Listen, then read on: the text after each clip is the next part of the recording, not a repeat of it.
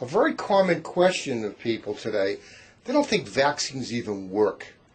When you first started your practice, you had great concern of meningitis, didn't you? Yes, meningitis was very common, even up to 10 years ago.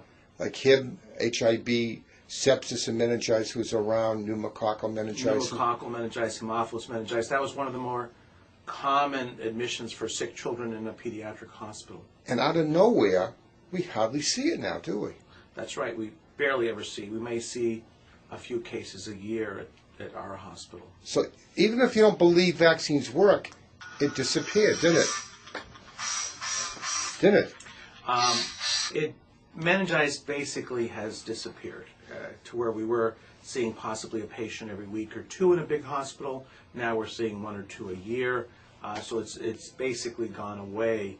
And it was associated with the advent of vaccinations.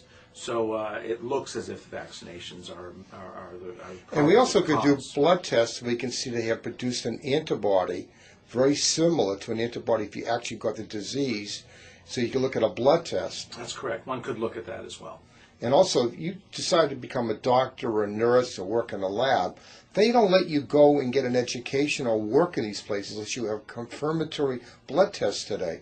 So a very common thing I have to do now is get a measles titer, a Rubella titer, hepatitis B titer. They're checking for these antibodies. Is that correct? That's right. So either that means you've had the disease and you're no longer going to get it again, or in some conditions you have the antibodies because you've had a vaccination, and the antibodies protect you from getting the disease.